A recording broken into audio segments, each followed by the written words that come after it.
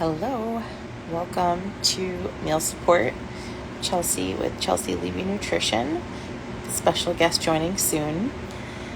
And I'm here with Luna, who's snoozing. How are you out there? If you are going to have a meal or a snack, please get seated and comfortable and get started. Don't let us hold you up on starting that nourishment. If you just joined, welcome. Starting a live meal support later in the day, which is unusual for me, but I have a special guest on the West Coast. So we are doing, it's 3 p.m. Eastern Standard Time in New York, and on the West Coast, it's noon. Really looking forward to our special guest joining momentarily. Yeah, today is Wednesday. It's wild how time is flying by. How was everybody's Halloween? How are you doing? If you have a meal or a snack and you need support, please feel free to share in the comments and I'll do my best to support you.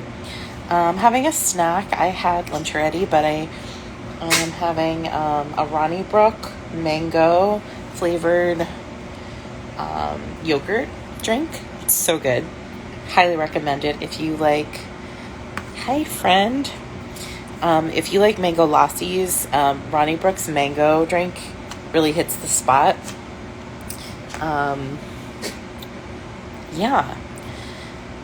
What are you bringing today? Is it lunchtime for you? Is it snack time? Is it breakfast? Yeah. What are you miss those yogurt drinks? Yeah, Ronnie Brook is a good one. But there's Siggy's does a really good line of yogurt drinks that I'm a fan of.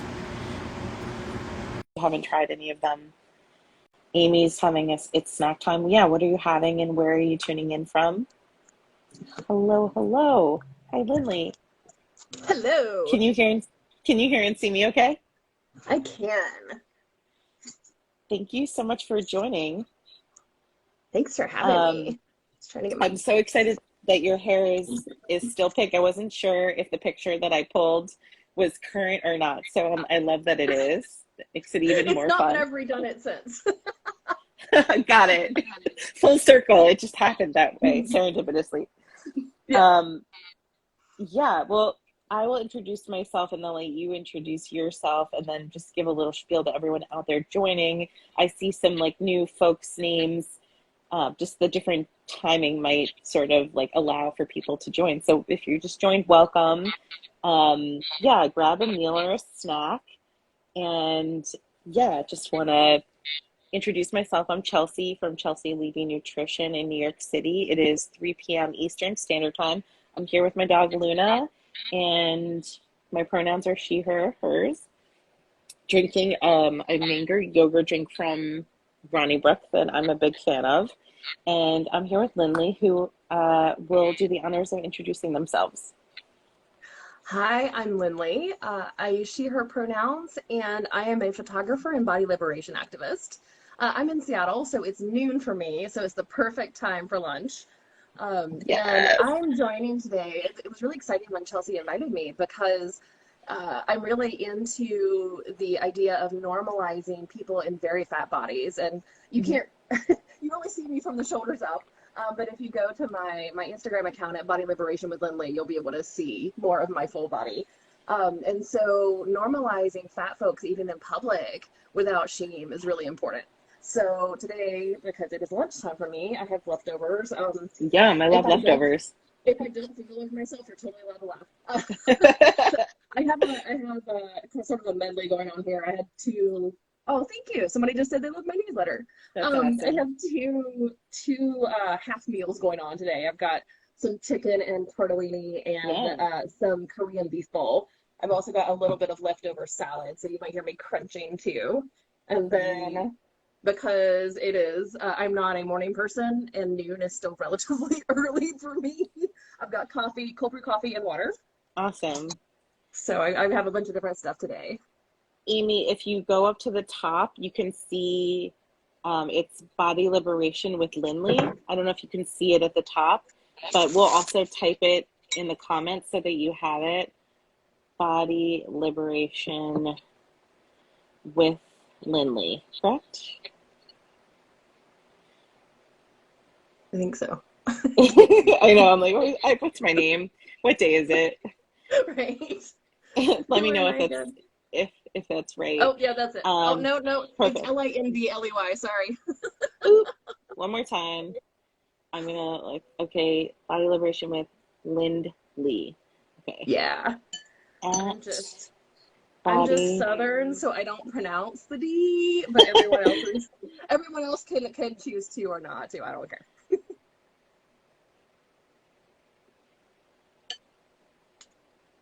There's a with. I'm moving slow. Um, Lindley. So, everybody out there, if you're here working on eating disorder recovery or chronic dieting and you need support, I just want to name, feel free to share in the comments and I'll do my best to support you. This is no replacement for professional medical care, but it's certainly a form of a resource to support you on your goals of harm reduction. And this is a health at every size space. Two fat folks with lived experience here, sort of eating in front of you and normalizing it. And I hope that that is helpful. If you have any questions for myself or Lindley, please go ahead and share them and we'll do our best to answer them. Uh, Brianna says, will you two take questions? Absolutely. Amy says, holidays are coming up. It's a hard time with food. It really is. Thank you for naming that. How are some ways, Amy, that you cope through the holidays with food or, yeah, around that? And Brianna, please feel free to share your questions. Anyone out there, if you're curious about, yeah, Lindley's work uh, as our special guest, please, yeah, ask questions and we'll chat and then stop and like look at the comments and answer them. Welcome, welcome. Yeah, so I'm so excited that you're here. I don't know, well, we don't know each other well, so I'm just share some things. I am a career changer. So before I became a dietitian and intuitive eating counselor working with eating disorders, I worked with photography. I majored in photography in Okay. undergrad, and then I worked in fine art photography and eventually into art production. So I produced Nice. advertisements. I would hire photographers for photo shoots for ads. So I thought it would be cool for us to chat because it's like these intersections of mediums and art and body liberation all in one space. Yeah, you have way more credentials than I do. I mean, I never, at the time I didn't photograph, yeah, like body liberation or that wasn't even part of Mhm. my vernacular at the time. I was taking pictures Yeah. of my family and Hmm. um, I had a Hasselblad that I recently sold. That was that was the time. But yeah, Uh-huh. yeah, it's cool to connect with somebody else who's into photography. Yeah, yeah. Yeah, I'm totally, well, not completely self-taught, but I don't have any like formal. I don't have a photography degree. I don't when I first picked up a camera, I was 5. I was at the zoo, and somewhere somewhere on my hard drive is my very first photograph. And it was of the railing at the zoo, like it's close up, because apparently I wasn't pointing at where I thought I was pointing because I was 5. Right. So it's just this brown square of the metal railing. But you Uh, loved like collecting these moments. yeah, yeah, and just seeing, um, I think a lot of art photography is really based on um, bringing a vision to life, and your interpretation of the world, and my focus has, pun not intended, has generally been on capturing the world as it is, if that makes sense. Mm, So it what I was doing. I've done nature photography for a very long time, cool. and in nature photography, it was less about, like I said, creating a scene and capturing what was already there and the magic of what I was already seeing. And so that lent itself very well to this approach of photographing people as they are. Mm, When I started photographing people 5 or 6 years ago, it was like, oh, people are so cool. Like their yeah. bodies are so interesting anyway. Like I don't Uh-huh. need to change them for it to be worth capturing that moment and that body as it exists. I love that, that going from that still life into people. Hmm.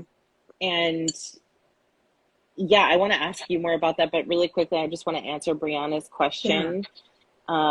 She says, even though I've been recovered for 3 years, I still struggle with the need to eat clean, in quotes, but my body actually doesn't feel good if I don't have some quote unquote junk food.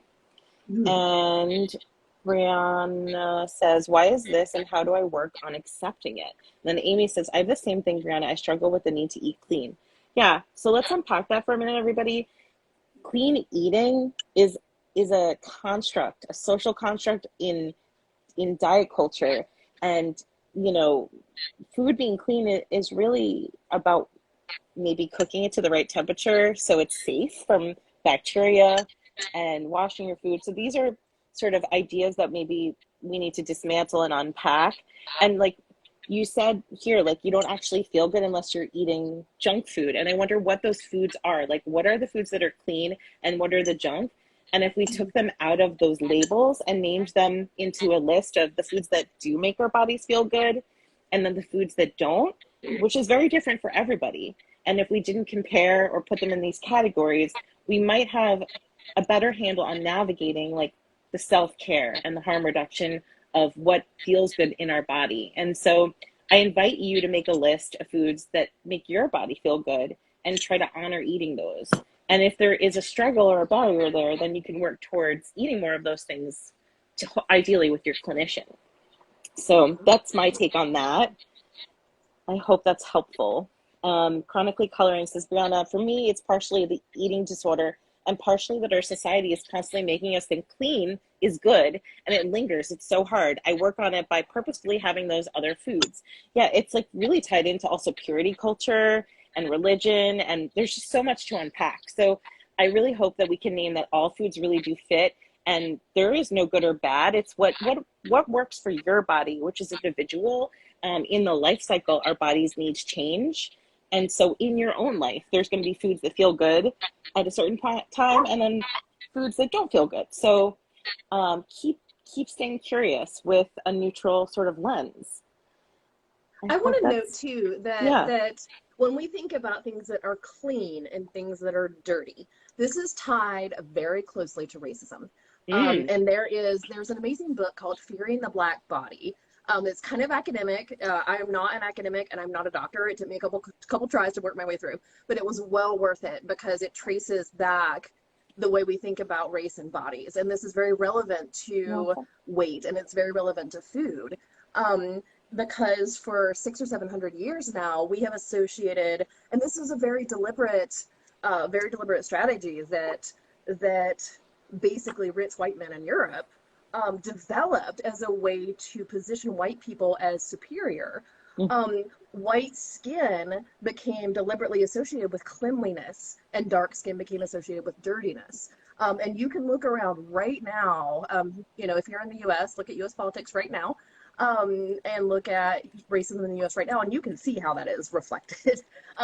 There are very obvious examples of this. But so when we talk about clean eating and clean foods, that word is really rooted in closely tied to racism. racism. Yes.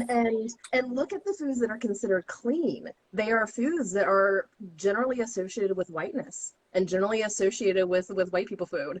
Ah, yeah, I have not gotten to Belly of the Beast yet, but I'm looking forward to reading it because I suspect I'm going to learn a lot more about this from that. I think Katie just mentioned here, I'm also looking forward to reading Belly of the Beast, The Politics of Anti-Fatness as Anti-Blackness. It's it's a really great entry point. Deshaun really, um, it's a quicker read. It feels less like academic, and has they have a lot more intersections to talk about. They are fat, they are non-binary, they're identifying masculine, um, and I'm trying to think of, well, they're BIPOC. So you have all these intersections. There's a lot of great notations of like where the history comes from and does refer to the book that Lindley was just talking about that is a little bit more of a deeper read. And I highly recommend it. And you have such a great point, Lindley, that really it is rooted in racism and it is so oppressive and really like if that helps you sort of motivate to unpack like where this comes from, like what you've internalized. I hope so. It's a great point. Thanks, Mhm. Lindley. Yeah, I always want to bring that in since because fear in the black body was a huge revelation for me. Sorry, Mm-hmm. something in my mouth. Um, it was a huge revelation for me because I knew that fatness was tied to race, but I didn't know how. And I Mm-hmm. didn't realize how pervasive and how deliberate all of this construct, like you said, it's a social construct, has been. And then when you know that foundation, then when you see things pop up like clean eating, which has just popped up in like the last 10 years, Yeah. you start recognizing, oh, that's what this is about. Mm-hmm. There are people making bank off of me feeling bad about what I'm eating, and it also reinforces these structures of race and power. Mm-hmm. And these are all deliberately constructed. That's not an accident. It's not coincidental. It isn't. Yeah, that's a great point. Thank you, Lindley. I'm curious, to circle back, a couple people here love your hair. Just want to name that. Thank you. Brianna and chronically coloring, they love your hair. I love your hair too. It's awesome. Thank you. Um, This year is the first time that I have ever dyed my hair. I uh-huh. would get like my natural color is at this point I'm 41, and it used to be like that white blonde when I was a kid. Yeah. And it's now faded to like a very dark blonde or very light brown. You can kind of see the natural color here as it grows out. And I was always afraid to dye my hair because I don't know, just fear of change, fear of the honestly fear of the maintenance. Um, because Yeah. cold showers are really not my jam. But also a lot of fear around being seen. Because fat folks, we live in this weird either we're hyper visible or we're invisible, Right. depending on depending on what's going on around us. And like I didn't want to draw more attention to myself. But I found myself in this situation. I run my own business. I do have a part-time corporate gig that I do, and they don't care what I do with my hair.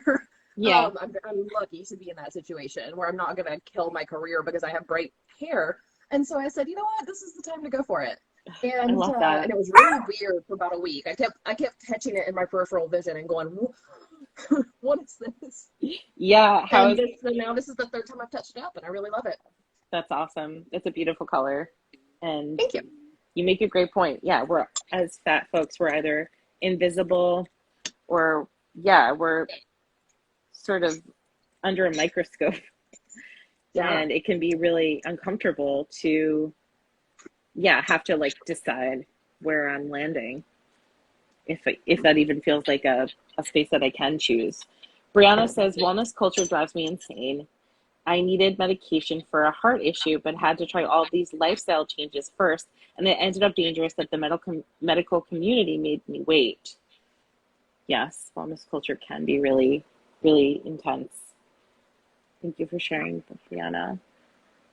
If you just joined, welcome. Want to recommend getting started on a meal or snack. This is meal support, and we're chatting. So, yeah, if you have anything to share, feel free, and we'll keep going along. Chronically Coloring says, yeah, I think I've held back from dyeing my hair because of the fear of people looking. And Amy says, I'm working Thanksgiving. I didn't try to take it off. Not sure if avoiding food or avoiding something, I'm working instead. Yeah, exploring that dichotomy of like being with family over the holidays and eating or working. It can be a challenging decision to go into a family dynamic, whether there's an eating disorder or not. So want to name that. Chronically Coloring says, Brianna, that's very scary. I'm so sorry you were put through that. See how supportive this community is. I really love it. Yeah, we all deserve better. We all deserve good care that isn't dependent on the current size of our bodies. Mm-hmm. Living in the Square Body is here. Welcome. Yes, to meal support. I'm glad this space exists. Thank you. Yes, I'm typically here on Wednesdays at 1 p.m. Eastern Standard Time, but sometimes I change that, and I love that because it's really mixed up who's showing up today. So I'll have to like consider that in the future. If you just Mhm. joined, please, yeah, get started on your meal or snack and join in. Welcome, welcome. Yeah. So Lindley, you're running your own business. That's awesome. What is your business offering right now? What are you guys doing? So I have my fingers on a lot of different pies because I have a really short attention span. So it works out really well. I'm primarily a photographer. I do client boudoir and portrait sessions, small business sessions here outside Seattle, Washington. I also self-stock photography. That's And awesome. that's really the part of my business that I'm focusing on right now, because it's such a powerful thing.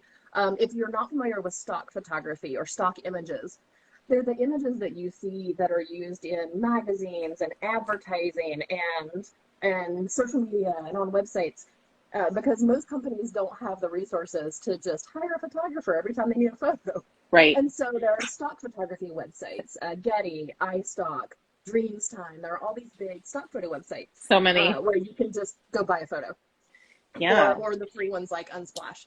Right. And the thing is that those pictures, whether they're illustrations or photos, generally just depict one type of body. If you've ever seen a photo on a billboard with a doctor who just weirdly looks like a 23-year-old model, it's because they're a 23-year-old model. It's not actually a doctor. I mean, Right. not that a 23-year-old could not be a doctor somehow. Sure. But these are people Unlikely. who are hired to be in these images, which means that only one type, generally thin white folks, get represented. So my work is a total alternative that I give people. I'm photographing people who, primarily people who are in fat bodies, So awesome. and also LGBT folks and people of color and so on.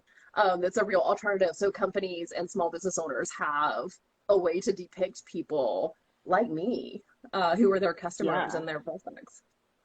And beyond that, I also have a web shop called the Body Love Shop, and let's see, do health at every size consulting, equity consulting, equity readings, just a lot of different things, and it's so cool to be able to do all this different work, but it's all sort of based in body liberation and fat activism, and everything I do is at bodyliberationphotos.com.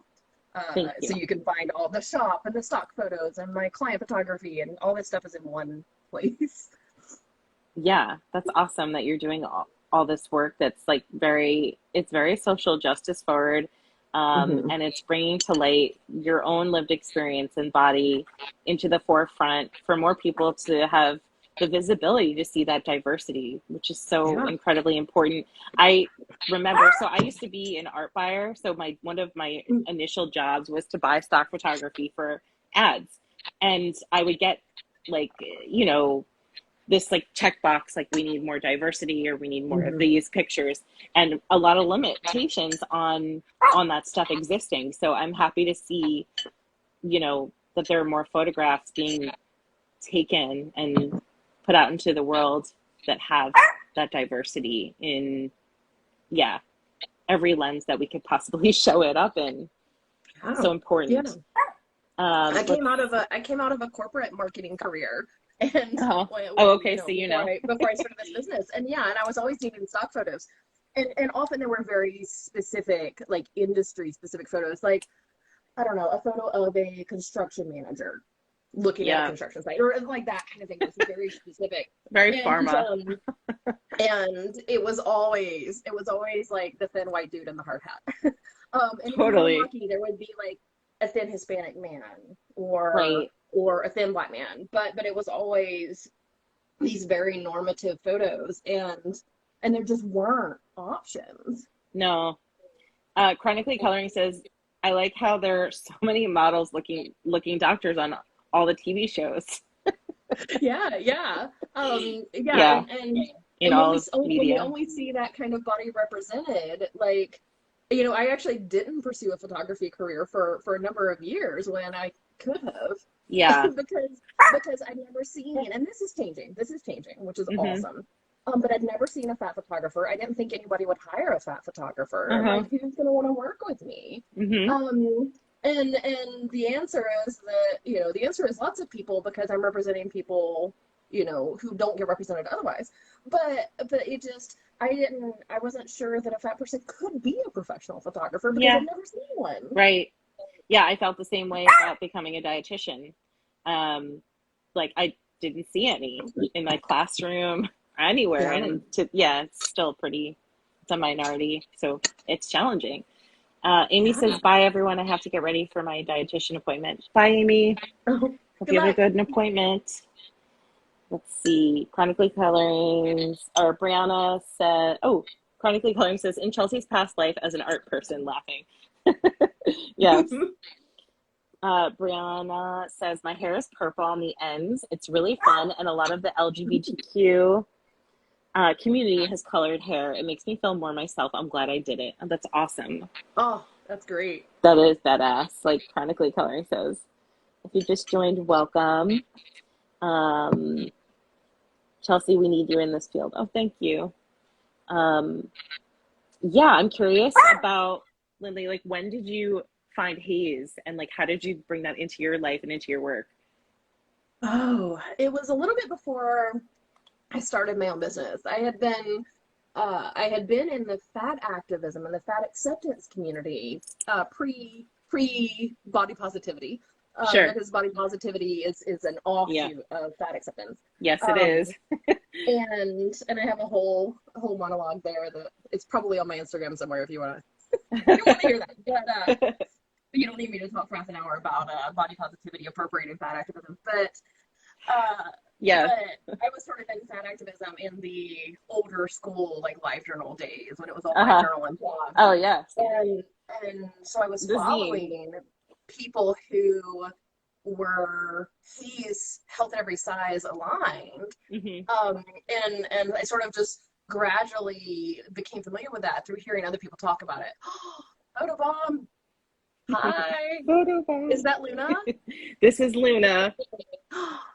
You are the cutest. Oh my gosh. She's really cute. I'd introduce my cat Blue, but she's asleep, and she will be very uncooperative if I pick her up from being asleep. We don't want that. But yeah, I just sort of gradually became familiar with it through listening to other fat folks talking about it, and picked up the original Health at Every Size book. Read one chapter and bounced off of it because it was so academic. Yeah. Yeah. Have you read Body Respect? Yeah. Body Respect was a much easier read for a non-academic, and the original Intuitive Eating book, and which has since had some really great updates, I understand, and Body Respect, and really started digging in again to blogs and group discussions, and I do a lot of my learning by lurking, honestly. So just watching other people discuss things in comment sections. Yeah. Well, you are a voyeur as a photographer in many ways, right? I don't know. That's true. Like, I could say that as a photographer too. Like, I'm always looking. Yeah, because it's our job to watch and capture. Yeah. Like, I have a gaze. I have the decisive moment, and it might be in a photograph, or it might be in how I respond to a comment. I like our narrative. Chronically Coloring says, Molly Robbins at Molly in Progress just posted a whole thing about how it all changed. That's good. Chronically Coloring is referring to what you were talking about before, Lindley, about how the body positivity movement is a co-opted space from body liberation, ultimately. Yeah. Which most people here know, but some might not know. So you can learn more on Lindley's page, and I'm sure that we will both continually be reminding the HAES community about that shift. Yeah. Something that I'm reminded of, like, a potential client contacted me asking about, like, how do I find the right fit for working with binge eating disorder? There are a lot of people out there who advertise themselves as HAES, but it doesn't seem like it's really, like, authentically speaking to what I need. And I said, that's a great point, because maybe they haven't done all their work yet, and their language is speaking to it in the way that the clinicians are promoting their HAES work. So perhaps it's really looking at fat positivity. Is someone really fat positive? Because that is ultimately body liberation, and that's what we need. Anyway. And what you're not seeing behind the scenes is I'm in a I'm a guest in a number of health at every size healthcare provider groups, Uh-huh. and because I hang out with this crowd so much that when those groups were formed, people wanted my presence there, which was very flattering. Uh-huh. But I am not a doctor in any way, shape, or form. So I consider my role in these groups to be that of patient advocate Mm-hmm. and fat advocate, Mm-hmm. because I'm often the only, in any given conversation, I'm often the only fat person. I'm always the only patient because these are healthcare provider groups. Yeah. And so it makes sense for it to be mostly healthcare providers.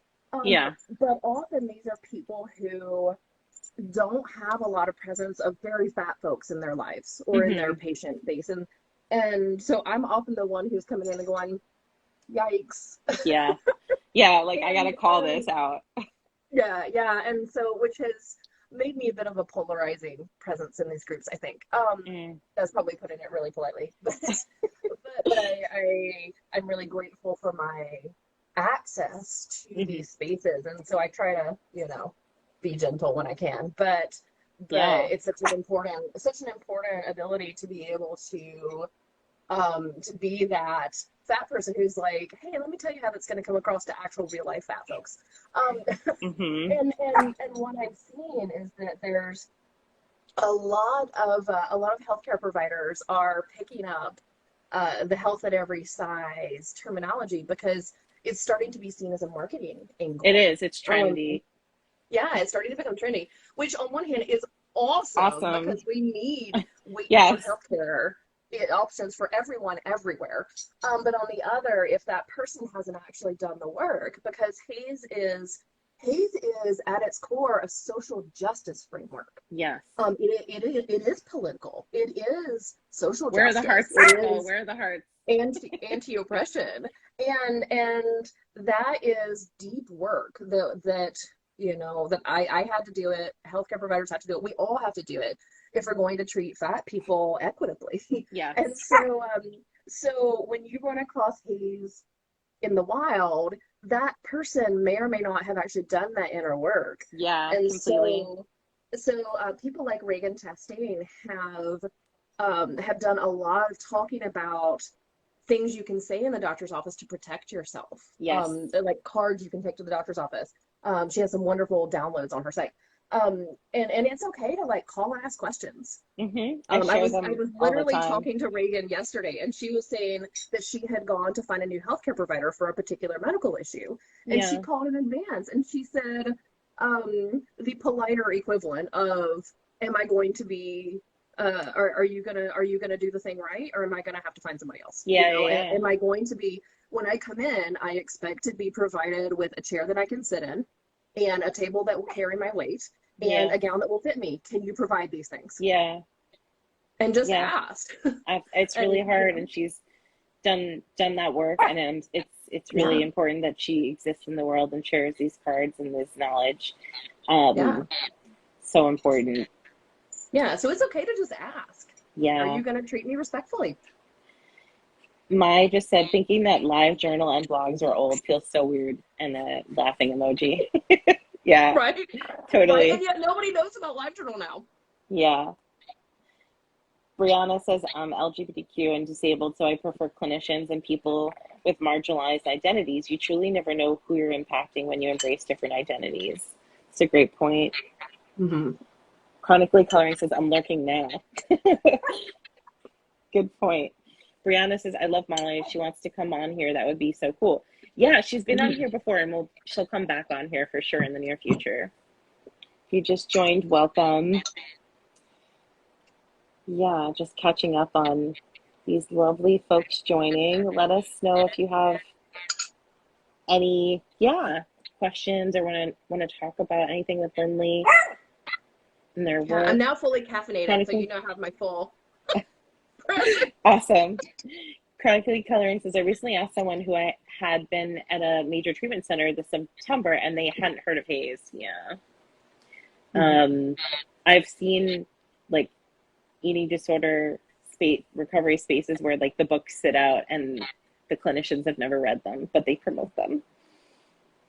Yeah, It's the really fun. ED treatment world is an extremely mixed bag right now. Yeah. I think a lot of the treatment centers have people inside them who are fighting very hard to Yes. change the culture of those facilities with mixed success. Yeah, no, and when people ask me like where should I go to get care, I often sort of say like, well, who's working at the treatment center that you're looking at? It's really Yeah. so, relative to who the actual clinicians are, because the systems in place are really broken. That's not to say not to go, because, the care is worth exploring, but it can be a mixed bag. And just like going to the doctor, like, Reagan's experience, do they have a seat that I can fit in? Do they have a gown? Simple things that should exist without asking, but having to ask. Chronically coloring says at least it's hopefully moving in the right direction. Yes. I think so. Yeah, I think so too. Yeah, and Yeah. it is always worth pursuing eating disorder treatment, Mhm. period.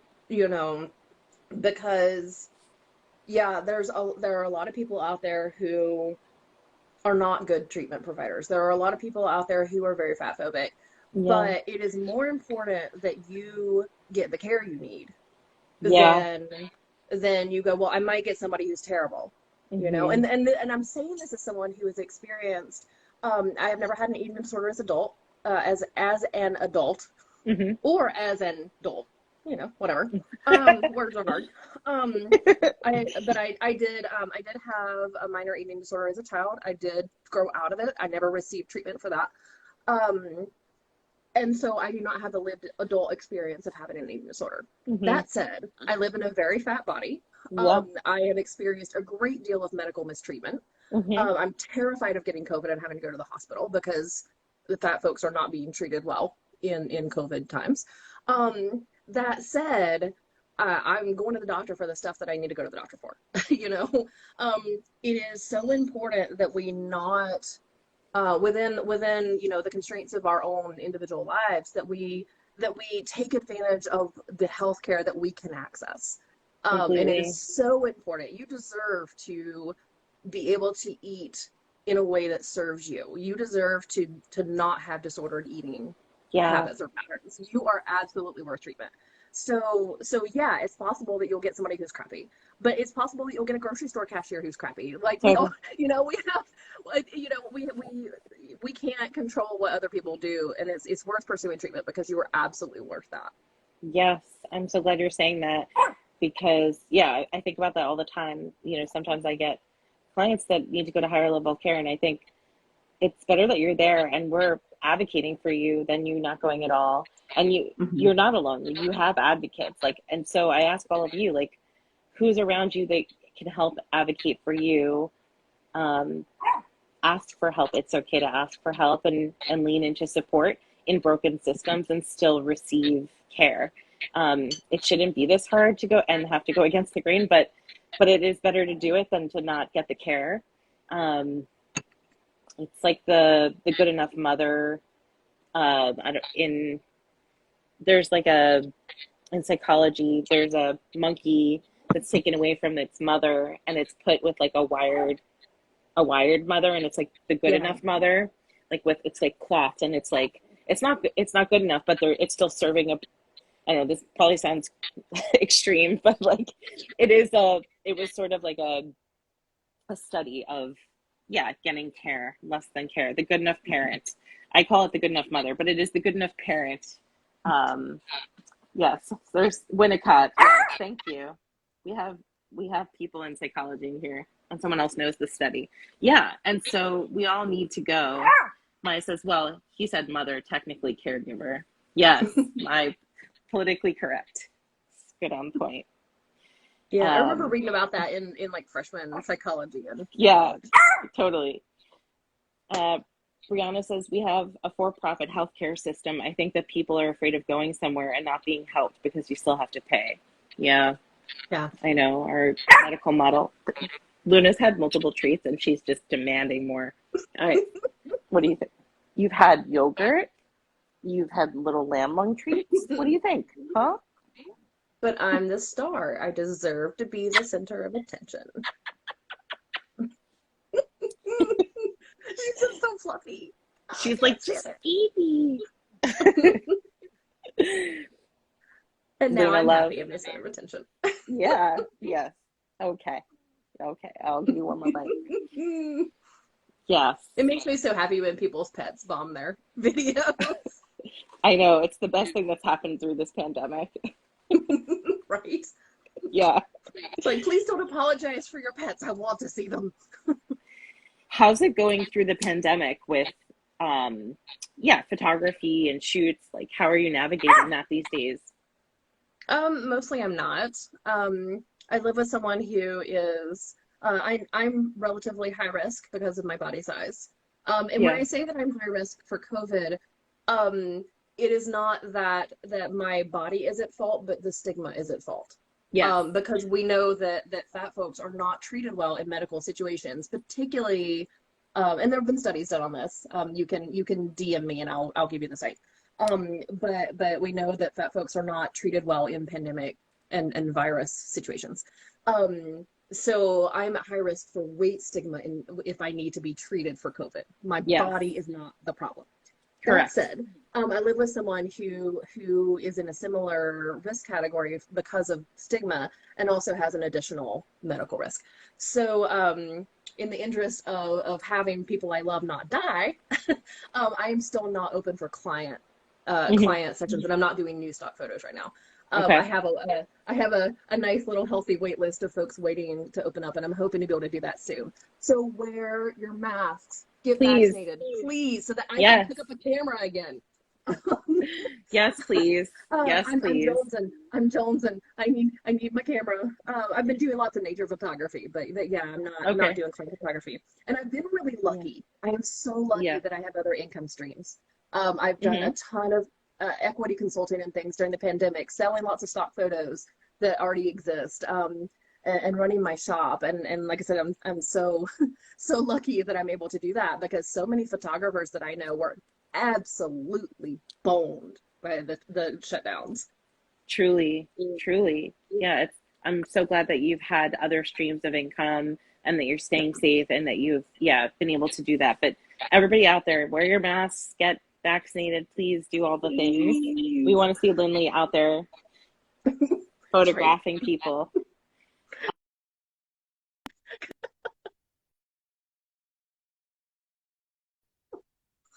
Just wanted to respond to your comments, and most eating disorder treatment centers don't have facilities that are safe for trans people. I think that is true, and some of them are doing the work to improve.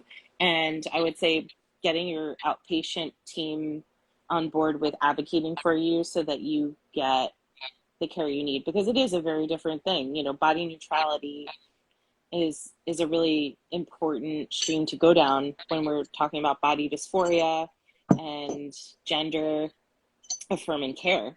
So Yeah. yeah, I just wanted to name that.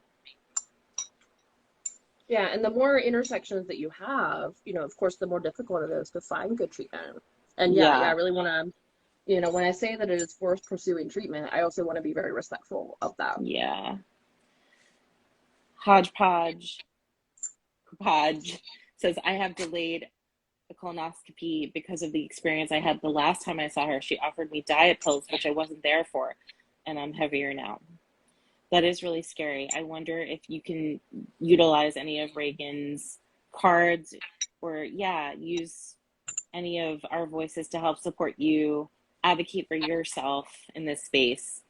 Um, Emma Darpino says, at Fed Up Collective is a nice resource. Yes, absolutely. For trans eating disorder recovery at Fed Up Collective, highly recommend it. Hodgepodge says, her meeting my gastroenterologist. Yes. And my name is Andrea. Hi, Andrea. Chronically Coloring. Mark says, Mark, I have a friend who is trans and I had a good experience at TK, but they aren't phase aligned really. So yeah, it's just like, can we meet all the intersections?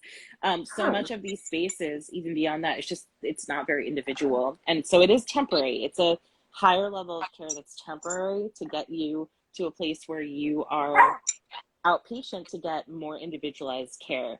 And ideally, you continue to have your outpatient care while you're doing your higher level of care, so that you can get the support you need. It's so hard. Chronically Coloring says, hi, Andrea. I'm sorry that's been your experiment. Yeah, that's so challenging. Just want to name that. But yes, Yeah.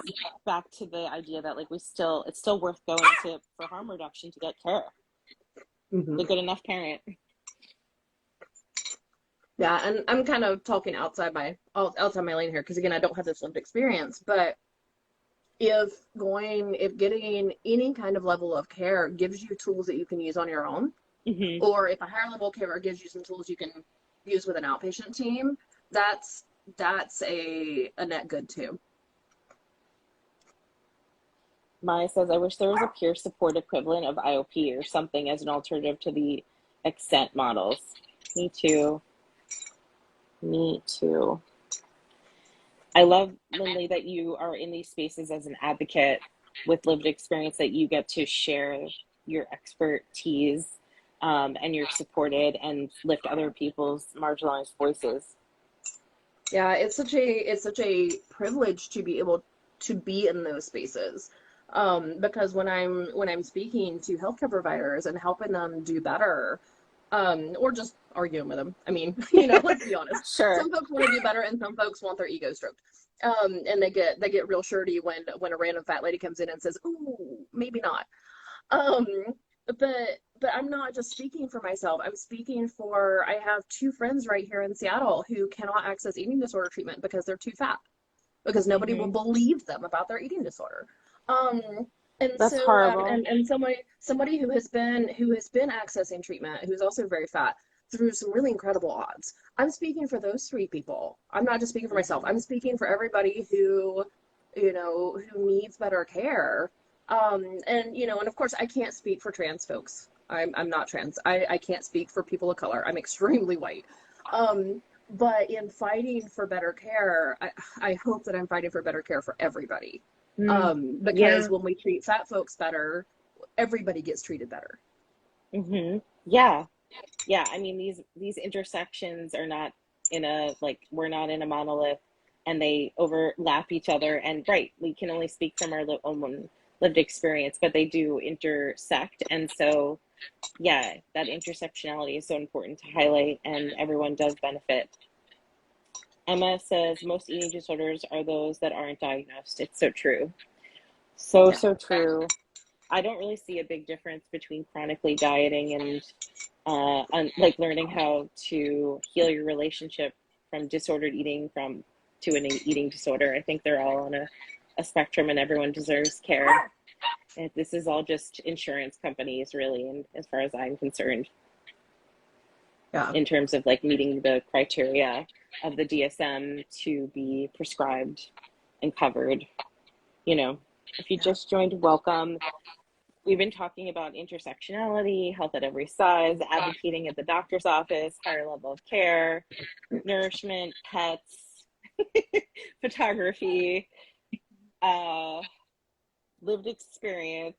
Trying to think of all the things we've touched on. Yeah, let us know if you have any questions or thoughts. And how's everybody doing with their meals and snacks? Checking in. I love my yogurt drink I've been drinking. How's your food over there? It's good. I think the chicken in the pasta half of my lunch got a little the microwave Mm, messed it up. But I had plenty of other food and good. just finishing up. I'm glad. Yeah. Emma says, Lindley, I really enjoyed your newsletter about lived experience and research, and how research Mm. doesn't trump lived experience. I'm going to snap for that. I mean, as someone who had to use a lot of research in grad school to write papers and presentations, it's like, these research articles are all really centered on thin white bodies. So problematic. Yeah, and it's really important to understand that two things. Again, I'm trying not to like get in my TED Talks and go for 45 Please, minutes. please. All right, you asked for it. So number one, we still don't have a way to make fat bodies thin or to make bodies thinner in the long term. And I think most of the folks who are listening here will be familiar with this, but just in Sure. case. Even if I desperately wanted to be a thin person, the chances of me becoming one for longer than about 3 years are about 3%. Yeah. And I'm not going to make myself miserable for the rest of my life trying. Because we know that one of the things that is really damaging to human bodies is weight cycling, where you gain and lose and gain and lose. And that's really hard on the body.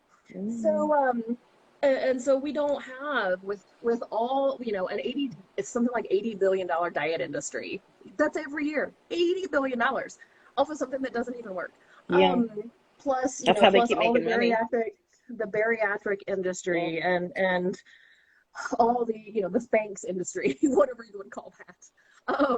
You know, all these things, we still don't have a scientifically backed way to make bodies thinner in the long term. No. We all know somebody who's lost weight. The chances that we know somebody who's lost weight and kept that weight off for more than 5 years is almost zero. Yeah. So that's one thing to understand. I wouldn't bet on that. I totally lost my train of thought. What was I talking about? What was my second thing? You're talking about the chances of knowing somebody who's like kept the weight off is like close to 0%. Weight cycling. Oh, research. That was where I was going. Yeah. So the second thing is that research. Oh, so even with all the research that we have and all the money that's been poured into the science of bodies and weight, we still don't have any sort of scientifically backed way to change body size in the long term. It's true. But the other part of this is that research that is not devoted to making fat bodies thin doesn't include fat folks. Yeah. We're not included in the research. There are, I think there's maybe it's either 0 or 1 medical programs in the U.S. that will accept fat cadavers for study. Like I can't even donate my body to science. Yeah. Because doctors do not want to study my body.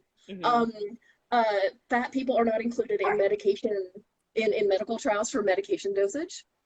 So there's a lot of medication where we have no idea if it's going to work for fat folks. Yeah, Plan they B. just give it to us or what side effects we might have. I think we're just not included. And so when we talk about research, you know, it's part of the reason that lived experience is very important here is because the research doesn't even include us. Yeah. Like you can't exclude me and then be like, well, the research says. What research about fat bodies? It's not, you know, failed attempts to make me thin. And I get real salty about this because there's so much sanctimonious, well, everybody knows. Well, okay, but that doesn't mean it's based on fact. And so that's what that newsletter was about. By the way, if you want my newsletter, it's free. I send it every week, and it is at bit.ly, bit.ly/body liberation guide. Awesome. Yeah, if you haven't checked it out, I highly recommend it. It's a great resource. And yeah, a lot of people don't know this because when you do go to the doctor, they will prescribe something like Plan B and not tell you that it's not effective on your body size. Yeah. Because maybe they don't even know. Yeah. Right? A lot of doctors don't realize that Plan B is apparently only fully effective on bodies up to about 165 pounds. Yes. And that doesn't mean that if you're 166 pounds, it's just not going to work at all. But it means beyond that, it hasn't been studied. So we don't know. We don't know how effective it'll be. And so when you are in a body over 200 pounds, a lot of times they'll make you do 2 Plan Bs in the hopes that it works. But they don't know. Nobody knows because it hasn't been studied. And if you think about the population of the U.S. that's over 165 pounds, I mean that's a lot of people. Right. And even people who are capable of getting pregnant. You know, in the U.S. who are over 165 pounds, that's a lot of people. But it's just a mystery because it's not a priority to study us. Emma says, I love Lindley's newsletter. I highly recommend also her Patreon. Yeah, can you tell us about your Patreon? Yeah. So my Patreon is at patreon.com/body liberation. And it's a bit of a catch-all. I do put occasional exclusive articles and things there. I send out free stock photo credits every month to my higher tier subscribers. So it's a great way to get stock photo rewards. And the stock photos that are on the website, you can also use them for personal use. You can print them out and hang them up on your wall. You can, you know, use them as your phone wallpaper, whatever. Like you don't have to use them on your website. And people will also just go look through the stock photos at Body Liberation Photos to like help normalize larger bodies for themselves. But the Patreon actually has a brand new Discord attached to, which I'm very proud of. That is our private chat community. And we do journaling exercises there in a like a more contained, safer space for people to be vulnerable about their body image. We talk about plants because I look at my Christmas cactus, by the way. It's blooming and I'm so proud of it. Wow. I tried to put Beautiful. it so it would be in the background, but it wasn't really showing. So at any rate, it's the first year I've got it to bloom, so I'm very excited. So we talk about plants and video games and food and fashion and it's I can't guarantee that it's a safe space because we're all human and we all mess up. But it's as body safe as I can make it. It's fat phobia free. I keep it Emma says real. it's beautiful. Yeah. So anybody can join the Patreon and get access to the Discord community. I'm going to do a Discord basics webinar soon. That's just to show people how to use it because it's new for a lot of people. But anybody who supports the Patreon at $1 a month on up gets access to that. So it's been a really cool way to allow people to give to me in return for all the work that I'm doing. I'm doing a lot of original thought work, a lot of original writing, a lot of original giving to the community. That's And so awesome. particularly through the newsletter. And so it's been really cool to be able to receive in return. And that is one way that people have been really enthusiastic about, allowing me to receive, which is great. Well, everybody out there, share Lindley's resources, support her, yeah, in any way you can. You are such a gift to the community Oh, thank and you. our space. I really appreciate your time here today, sharing a little bit about it and just getting to know you more and hanging out. Yeah, it's been really Um, cool to just sort of hang out with a meal. yeah, that's sort of what this has been. A lot of people haven't been able to get enough support during maybe they've lost a job or couldn't get out of the house to get the care they've needed. And so this is a source of human connection and support for folks who, have a hard time doing it alone or sitting with their feelings and that embodiment after they eat. These are saved lives. So for folks out there who are pacing slower and just need to not be alone with these sensations or feelings, you can tune back into my page and check them out. And I'm here every week, typically Wednesday at 1 p.m. Eastern Standard Time. And if that time is going to change, you'll see it online. Lindley, where again can people support you and follow you? Like best places to send people? Well, Chelsea's got it pinned in the comments, I think. My Yes, Instagram is Body Liberation with Lindley, yes. and that is Lindley. And all of my work is at bodyliberationphotos.com. You can get to the newsletter there by going to the top and clicking more, and it's the Body Liberation Guide, or you can get there directly at bit.ly/Body Liberation Guide. And the Patreon is patreon.com/bodyliberation. Awesome. Hodgepodge, I'll add the links to my page so you can see and where to follow Lindley more. And you can also go to their Instagram page probably to connect to all these links as well. So just naming that. Thank you everyone for being here. Lindley, thank you again. I look forward to staying in touch and just doing more of this body liberation work alongside you. So honored. Yeah. Yeah, thanks so much for having me. Absolutely. Have a great day, everybody. Take care. See you later.